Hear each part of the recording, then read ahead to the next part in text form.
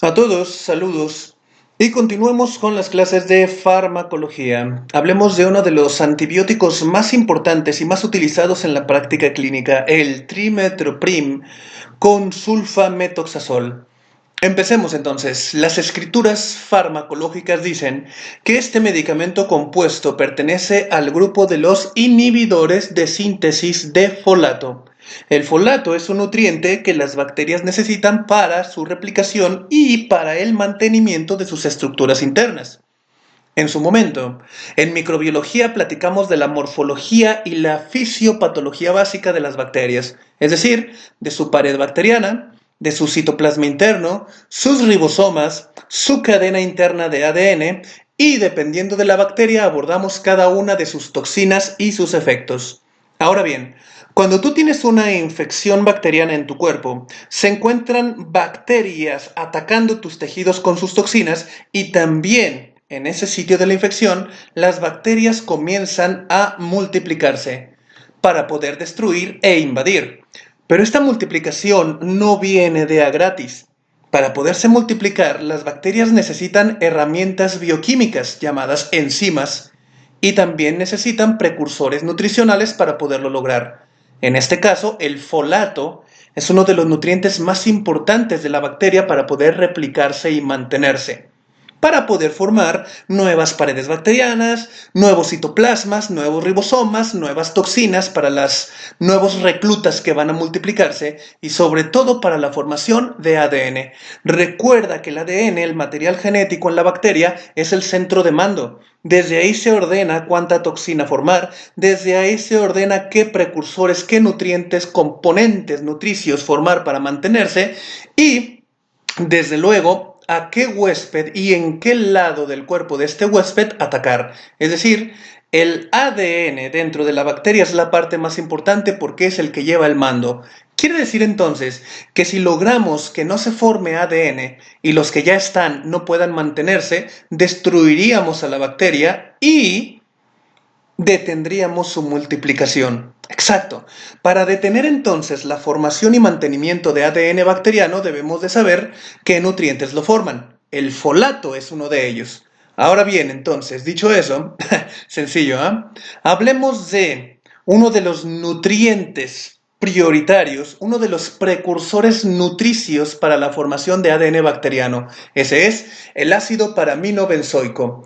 Las bacterias forman el ácido paraminobenzoico con el afán de que éste se convierta en cadenas de ADN para los nuevos reclutas, para las nuevas bacterias. Entonces, a este es al que debemos inhibir. Entonces, el ácido paraminobenzoico, aquí está su estructura química, por sí solo no sirve de nada. Necesita la conjugación con una enzima bacteriana llamada dihidropteroatosintetasa. Esta dihidropteroatosintetasa tiene receptores específicos para embonar con el ácido paraminobenzoico y poderlo convertir en ácido dihidrofólico. Este ácido dihidrofólico por sí solo no sirve de nada. Necesita conjugarse con otra enzima bacteriana llamada dihidrofolato reductasa y así ser convertido en ácido tetrahidrofólico, un nutriente activo del cual se formarán purinas y pirimidinas, las cuales son el componente estructural básico de las nuevas cadenas de ADN y del ADN de las bacterias que ya existen. Entonces, si logramos detener estos pasos, esta cascada bioquímica, podríamos detener la formación de nuevo ADN para nuevas bacterias y podríamos desestabilizar el que ya se encuentra. Ahí es donde el trimethoprim sulfametoxazol actúa. Hablemos del sulfametoxazol. Este pertenece a un grupo de químicos llamados sulfonamidas.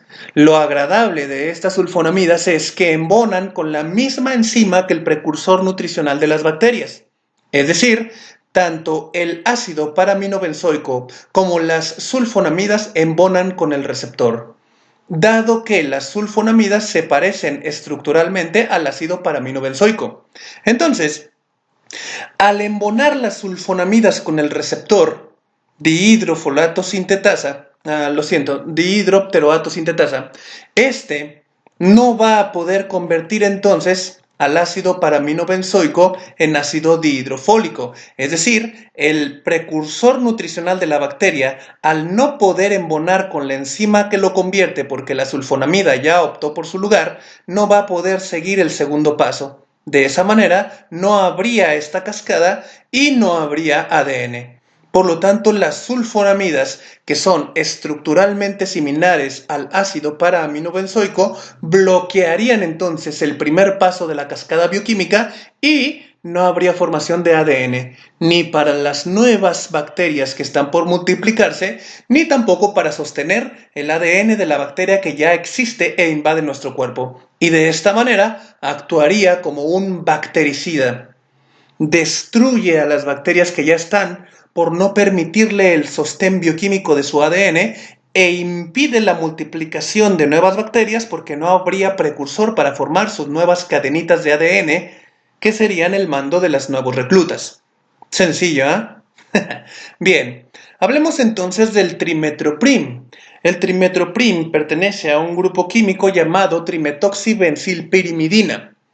Este trimetoprim también va a actuar en esta cascada bioquímica para prevenir la obtención de ADN bacteriano. Este trimetoprim, esta trimetoxibenzilpirimidina, lo que hace es embonar con la enzima dihidrofolato reductasa y bloquear entonces químicamente el segundo paso. Es decir, entre el sulfametoxazol y el trimetoprim, lo que logran es que la bacteria nunca pueda convertir su precursor nutricional ácido paraminobenzoico en ácido dihidrofólico, ni en ácido tetrahidrofólico, por lo tanto nunca formaría purinas y pirimidinas y nunca se formarían nuevos ADN. No habría ADN para las nuevas bacterias que se van a multiplicar y tampoco habría sustrato nutricional para mantener estable al ADN que ya existe en las bacterias invasoras. Sencillo, ¿eh? Exacto. Bien, desde luego las bacterias no se van a quedar de brazos cruzados viendo cómo son asesinadas. Claro que va a haber resistencia. Las bacterias con el paso del tiempo han creado desde luego resistencia. Resistencias bioquímicas como lo son conseguir vías alternas para poder formar ADN, vías alternas que involucren otros nutrientes que no sea el ácido paraminobenzoico. Otra opción es la sobreproducción de precursor, es decir, la bacteria ve que las sulfonamidas están robando los receptores de su enzima para convertir su precursor en ADN, lo que van a hacer las bacterias es ponerse las pilas y formar mucho más, para que pueda haber más precursor nutricional y pueda darse los pasos bioquímicos. Otra opción que tienen es mutar el receptor de la dihidropteroácido sintetasa para que pueda embonar con el ácido paraminobenzoico, pero no pueda embonar con las sulfonamidas. Y de esa forma asegura su cascada bioquímica que llevará a la formación de ADN. Vaya tipos estos, ¿verdad? ¡Qué tipejos! Así es. También muchas bacterias forman plásmidos, secuencias de ADN circulares que se dedican a hacer productos de baja afinidad. ¿Productos de baja afinidad como cuáles? Los receptores.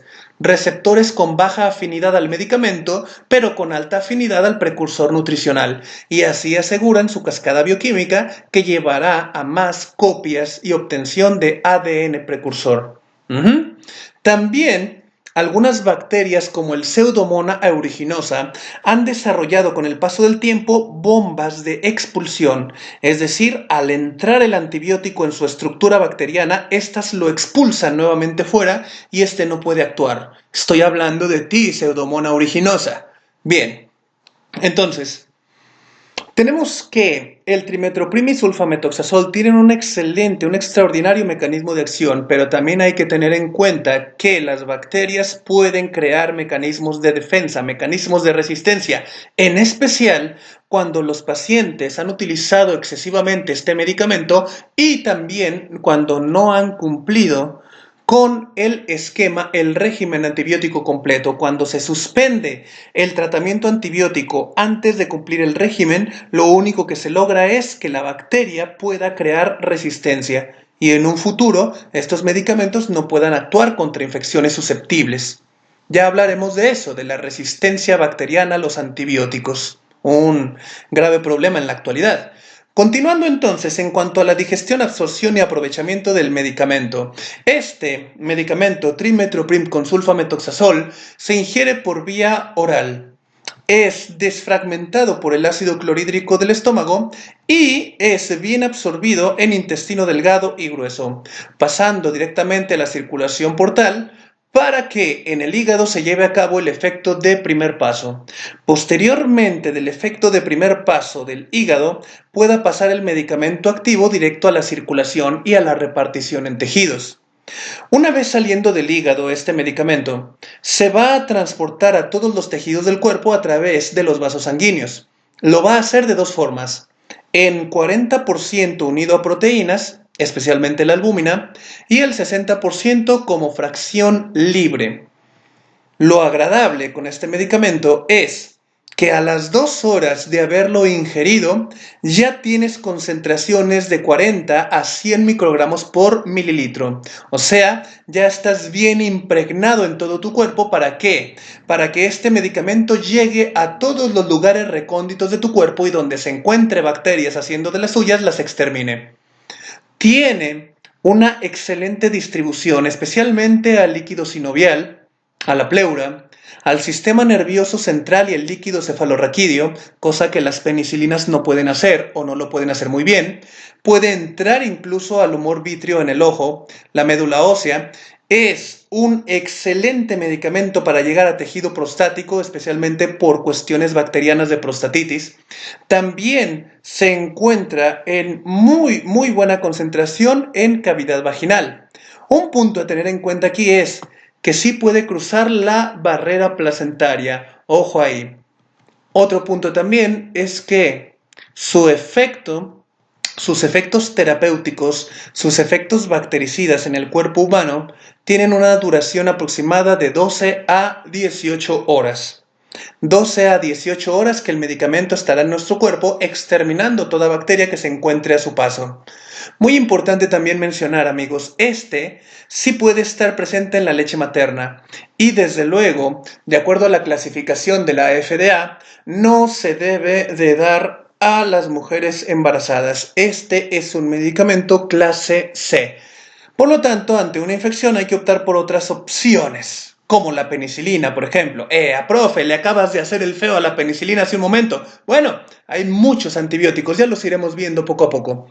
Pero en general, es una extraordinaria opción este trimethoprim con sulfamethoxazol.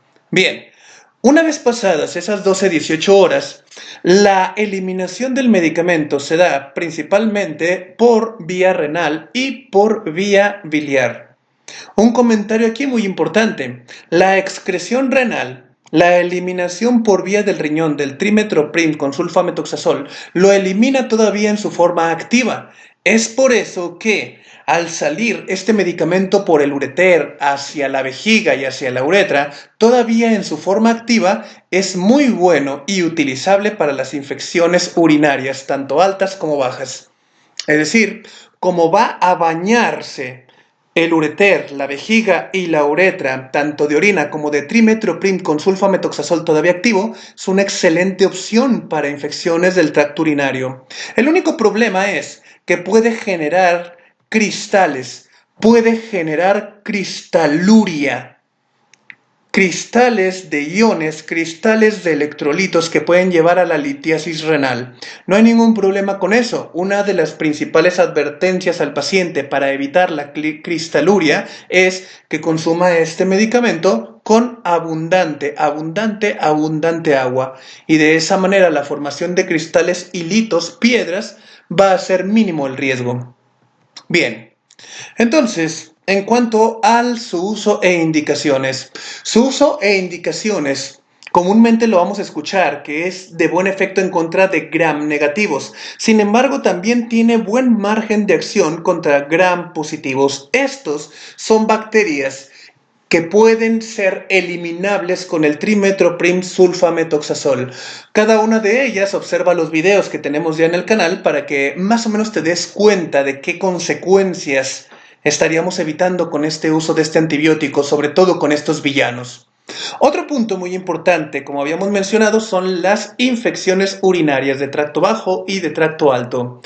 En cuanto a las sulfas se refiere al sulfametoxazol, que pertenece a la familia de las sulfonamidas, hay otros hermanos del sulfametoxazol también utilizados en los casos de parasitosis por toxoplasma, en los casos de parasitosis por Plasmodium falciparum, en pacientes con defensas muy bajas, las neumonías, las infecciones por Pneumocystis jirovesi también son eliminables con las sulfas. Las enfermedades inflamatorias intestinales como el CUSI o la enfermedad de Crohn, las infecciones por tracoma, cortesía de la clamidia, son también buenas opciones en las que se puede utilizar el trimethoprim con sulfametoxazol. Claro que en su momento haremos un video de cada una de esas. Mientras tanto, ten en mente que también puede utilizarse en cuanto a eliminación de parásitos sanguíneos e incluso inflamaciones gastrointestinales, pero ya llegaremos a eso. Ok, ¿qué interacciones farmacológicas presentaría este medicamento? Bueno, principalmente aumentaría las concentraciones y el efecto de la warfarina, de la sulfonilureas y de los antiepilépticos. ¿Por qué? Porque los baja de su transportador.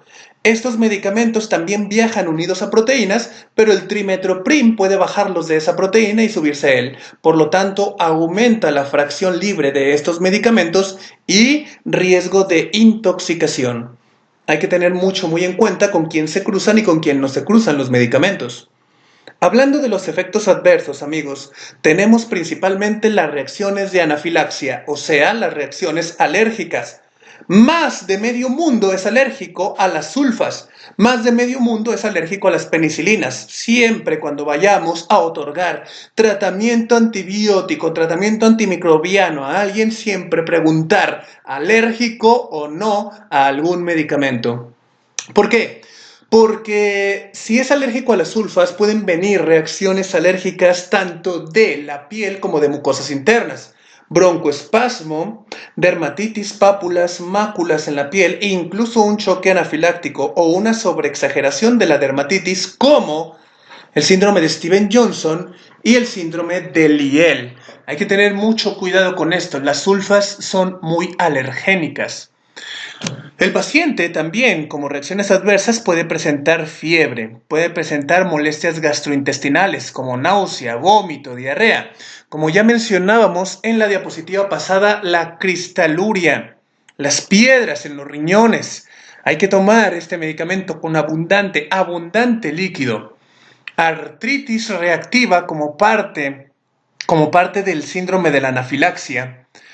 Aplasia medular, en algunos casos disminución del trabajo de la médula ósea. Recuerda que en la médula ósea, el relleno cremosito de los huesos, se producen las células sanguíneas. Especialmente esto llevaría a una trombopenia, baja de plaquetas y a una baja de glóbulos rojos. Por ese punto hay que tener mucho cuidado. Son reacciones adversas raras, pero hay que tenerlas en cuenta. Uno nunca sabe cuándo se puede sacar la lotería con un paciente. Bien, también en algunos casos, en personas susceptibles a la alergia a medicamentos, puede el trimethoprim generar inflamación del hígado. Definitivamente, entre estas manifestaciones, al presentarse, es indicación inmediata de suspensión del medicamento y optar por otros antibióticos, claro está. Bien, sencillo, ¿eh? Conocimiento básico de las sulfas. Muy utilizadas, pero también hay que tener muy en cuenta que gran margen de pacientes son alérgicos a estas. Ya hablaremos desde luego de cuáles otras opciones terapéuticas tenemos. Hasta ahorita llevamos penicilina y trimethoprim sulfametoxazol. Bien. Fin de la presentación. Agradezco tu gentil atención. Si tienes dudas, comentarios, quejas o sugerencias, mándamelos por inbox en esa cuenta de Facebook. Me tardo en contestar, pero sí contesto. Bien, gracias y vamos a seguirle.